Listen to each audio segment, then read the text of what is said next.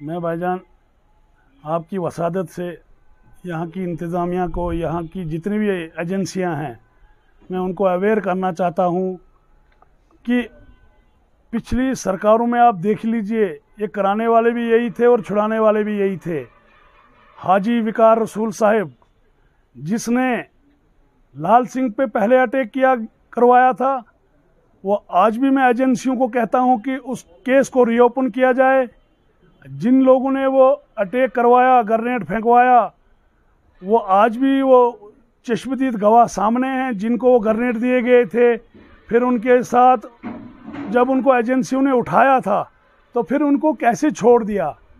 उसने, वो आज भी कहता है, वो आदमी, वो शख्स जिसको ग्रेनेड दिया गया था और जिसने ग्रेनेड लाल सिंह की उस रैली पे फेंका था, उसका जिम्मेदार विकार रसूल साहिब है जिसने वो अटैक करवाने की कोशिश की थी। दूसरा नंबर, मैं यहाँ की इंतज़ामिया से ये कहना चाहता हूँ, हाजी साहब को ये पूछा जाए, जो हवाला का पैसा उसके मामे के पास पकड़ा गया था, वो केस कैसे दफन गया, वो केस कैसे दफन हुआ। मैं यहाँ की इंतज़ामिया को, यहाँ की जितनी भी एजेंसियाँ हैं, हिंदुस्तान की जितनी भी एजेंसियाँ हैं हमारे JNK में, मैं मांग करता हूँ कि NI की टीम आए, वो यहाँ पर भी जांच करे।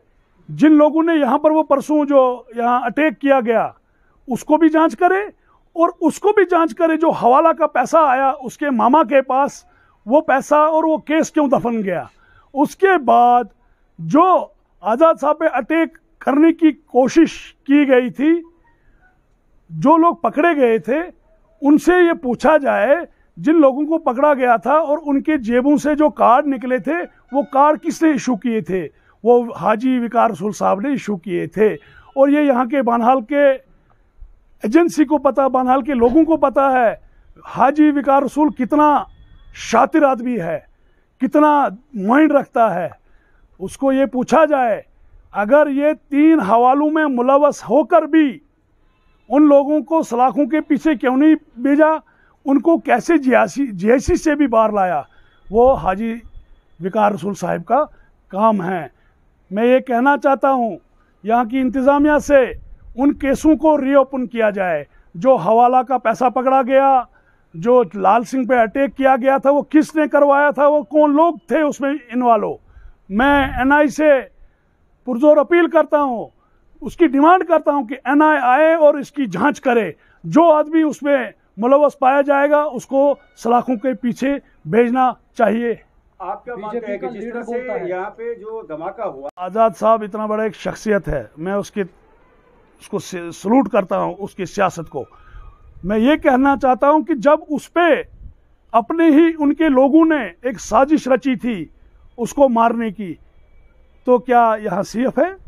यहाँ पे हवाला का पैसा आता है, वो उसको पकड़ा भी जाता है, फिर उस केस को दफन किया जाता है। क्या ये सेफ है?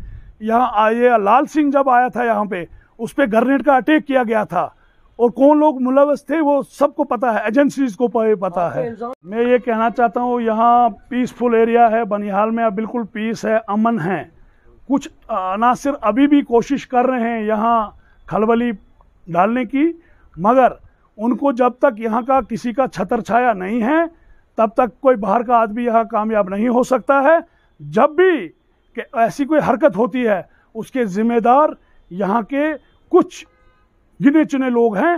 वो एजेंसियों का काम है उनको बेनकाब करना। हमें पूरा यकीन है इंडियन आर्मी पे, JK पुलिस पे, हमें SSP मैम पे हमें फख्र है कि ऐसे ऑफिसर हमारे डिस्ट्रिक्ट में हैं। जैसे काहे हमारे DC साहब हैं, वो भी बहुत ईमानदार हैं।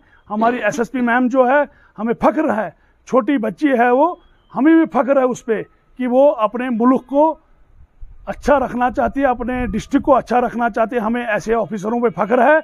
और मैं मगर पुरजोर अपील करता हूँ कि इन 3 चीज़ों पे फोकस किया जाए। यहाँ की एजेंसी को मैं अवेयर करना चाहता हूँ, जो लाल सिंह पे अटैक हुआ वो किसने करवाया, जो आज़ाद साहब पे साजिश रची थी वो किन लोगों ने करवाया था, उनके जेबों से किसके कार्ड निकले थे, वो मैं अपील करता हूं यहाँ की इंतज़ामिया से, यहाँ की एजेंसियों से, उनको जांच की जाए। और जो हवाला का पैसा आया, पाकिस्तान से जो हवाला का पैसा आया, उसमें कौन लोग इन्वॉल्व थे, वो केस रीओपन किया जाए उनको सही सही सज़ा दी जाए। यहाँ पर मेरे को गवर्नमेंट ने सिक्योरिटी पहले ही प्रोवाइड की है।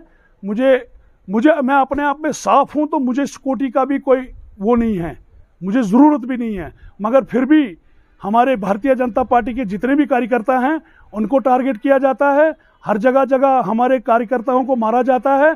तो जो सिक्योरिटी को अच्छा लगता है, एजेंसीज को अच्छा लगता है, तो तभी सिक्योरिटी किसी को प्रोवाइड की जाती है। बिल्कुल, एक पॉइंट ये, ऐसा कुछ भी नहीं है भाई साहब। ये मिलिटेंसी बढ़ी कहाँ से? मिलिटेंसी एनसी ने बढ़ाई। लाने वाला बॉर्डर से एनसी के लोग थे, बड़े बड़े लोग इन्वॉल्व थे, हुर्रियत के लोग इन्वॉल्व थे। और यहाँ के जो जितनी भी आज तक मिलिटेंसी बढ़ी, तो बढ़ी कहाँ से? वो एनसी ने बढ़ाई, वो कांग्रेस ने बढ़ाई, वो पीडीपी ने बढ़ाई। मिलिटेंट आता कहाँ से? बॉर्डर से। बॉर्डर से लाने वाले कौन लोग हैं? यही लोग हैं जिन्होंने हमारे JNK को, हमारे गरीबों को गुमराह करके उस रास्ते में भटकाया। अपने बच्चे इनके बाहर के कंट्री में पढ़ते हैं, मेरा गरीब का बच्चा मिलिटेंट बनता है, उसको बनाते हैं और फिर उसको मौत के मुंह में धकेल देते हैं। तो भारतीय जनता पार्टी जो करती है, जो कहती है, वो करती भी है। भारत हमारा भी है, भारत हम सबका है। हम इस भारत का सबका विकास चाहते हैं। हम चाहते हैं कि भविष्य बने यहाँ के बच्चे का, यहाँ का गरीब से गरीब का बच्चा भी डीसी बने, यहाँ का गरीब से गरीब का बच्चा SSP बने। मगर इन लोगों ने जब वो सहूलतें नहीं दी मेरे गरीब तक, नहीं भाई साहब, मैं तो यही कहूँगा, यहाँ की ये काम तो देखो एजेंसियों का काम है, ये हमारा काम नहीं है। तह तक जाना एजेंसी जाएगी। और ज़रूर मुझे यकीन है यहाँ के अपने सेना पे, अपने JNK की पुलिस पे मुझे फ़ख्र है कि ये इसको निकाल के ही रहेंगे। जो भी करने वाला है, जो भी इसमें मुलव्वस है, उसको सलाखों के पीछे जाना ही जाना है। हाँ, बाकी जो कांग्रेस के विकार साहब ये कहते हैं कि ये खुद करवाते हैं, अगर मुझे किसी जगह पर भी, कहीं पर भी कोई इन्वॉल्वमेंट हो, मुझे चौक चौराहे में मेरा सिर कलम किया जाए। अगर हम ऐसी सियासत करते हैं, सियासत इबादत है, कोई करे, नहीं तो विकार की तरह हम कसाईयों की दुकानें नहीं खोलेंगे। नवयुगा प्रोजेक्ट आया तो मेरे गरीब को लूटा, मेरा गरीब पैसा रहा, उसके घर में अटैचियाँ जाती रही। इफ्कान का प्रोजेक्ट आया, उसके घर में अटैचियाँ आई।